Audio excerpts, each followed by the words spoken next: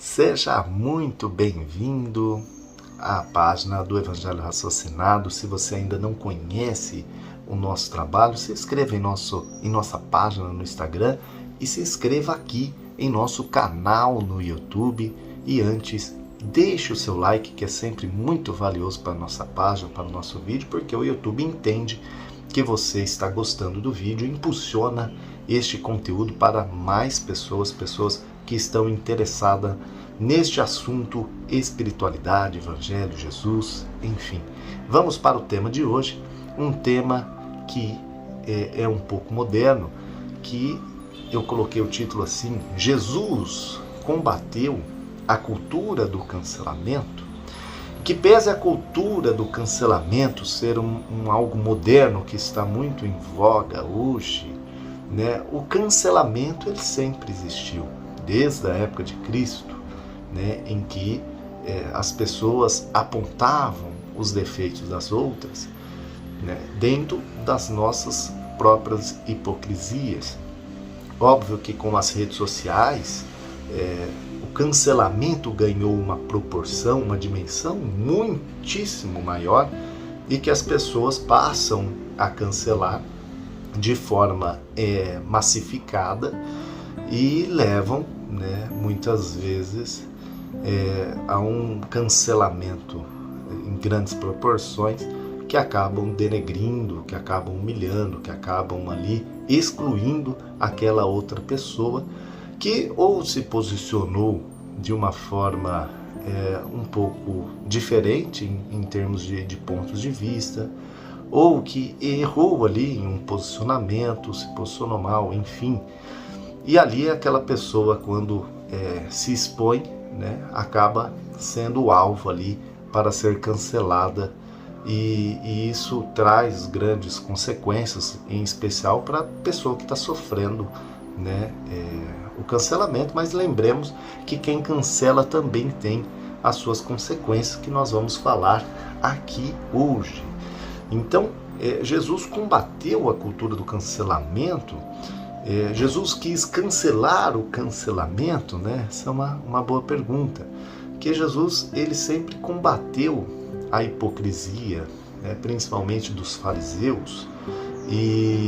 Mas há uma grande diferença entre o que Jesus fazia com o que nós vemos hoje. Porque Jesus tinha dois pontos cruciais.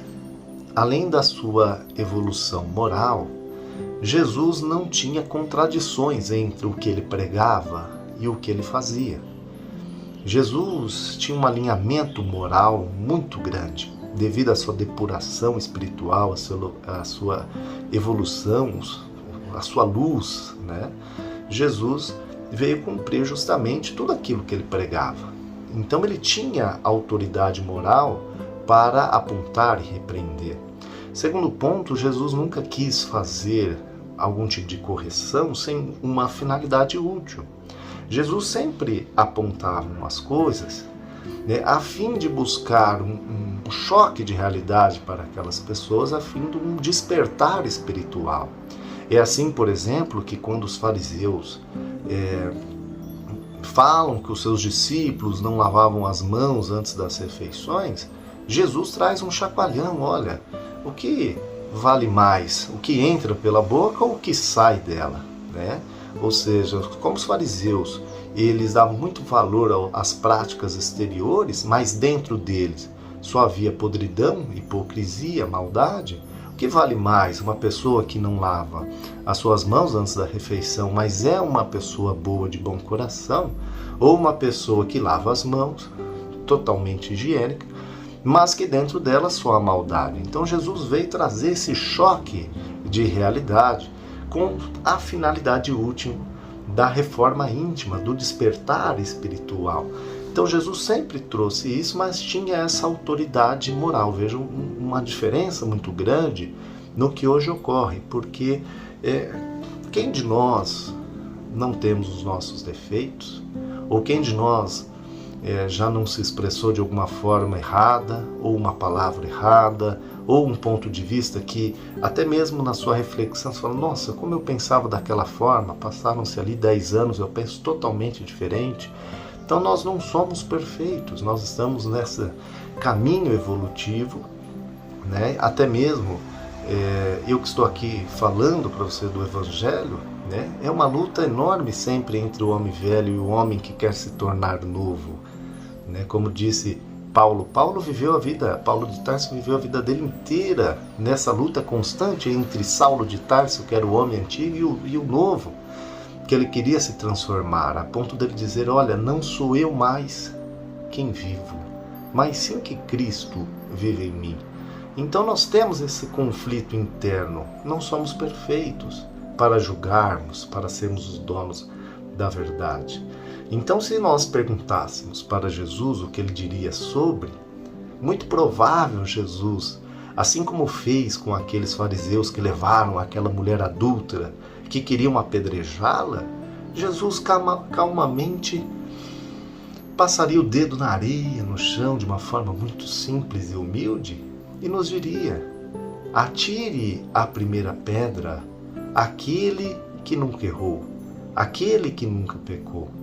Com certeza ele nos traria esse choque de reflexão, porque nós todos erramos. E Jesus, no Evangelho de Mateus, no capítulo 7, nos versículos ali 1 a 2, ele nos diz, não julgueis, a fim de não serdes julgados, porque nós seremos julgados conforme houvermos julgado os nossos próximos. Né? Então fomos muito rigorosos, também algo rigoroso ocorrerá com nós. E quando ele fala, olha, não julgue a fim de não ser julgados, que nós seremos julgados na mesma proporção, nós seremos julgados por quem? Porque muitas pessoas imaginam que após a nossa morte do corpo carnal, e quando o espírito está livre, nós seremos julgados por um colegiado, ou por Deus, né, ou por anjos, ou enfim.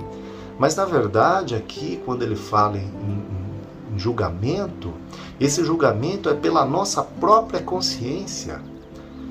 Ela é o nosso juiz implacável, porque é a nossa consciência que está conosco. E ela nos acusa, ela nos cobra o reparo, a reparação. E não só ela vai nos julgar, mas as próprias leis universais de Deus, as leis naturais, nos traz o reparo, como as leis kármicas, as leis de ação e reação, coisas que vemos na física, mas que se aplica também ao espírito, se aplica em nossas vidas, que é a lei de ação e reação, de causa e efeito. Então tudo aquilo que nós despejamos para o universo, nós receberemos de novo. Então se nós humilhamos alguém, cancelamos alguém, somente realmente para expor nosso ponto de vista, e muitas vezes a fim de agredir aquela outra pessoa, pode ser verbalmente, aquilo retorna para nós, não necessariamente da mesma forma, ou às vezes sim, né? São as leis kármicas que nós estamos sujeitos. Então esse julgamento ele ocorre dessa forma, pela nossa própria consciência, pelas leis naturais, e não tem como escapar disso. Jesus ainda nesse capítulo 7, ali nos versículos, se eu não me engano, de 3 a 5, ainda nos alerta, olha, como é que você quer tirar o cisco do olho do seu irmão, mas não vê a trave que está diante dos seus olhos, né? Então ele conclui dizendo, olha, hipócritas, primeiro tire a trave que está no seu olho, para depois então ir ajudar o seu irmão a tirar o cisco que está nos seus olhos.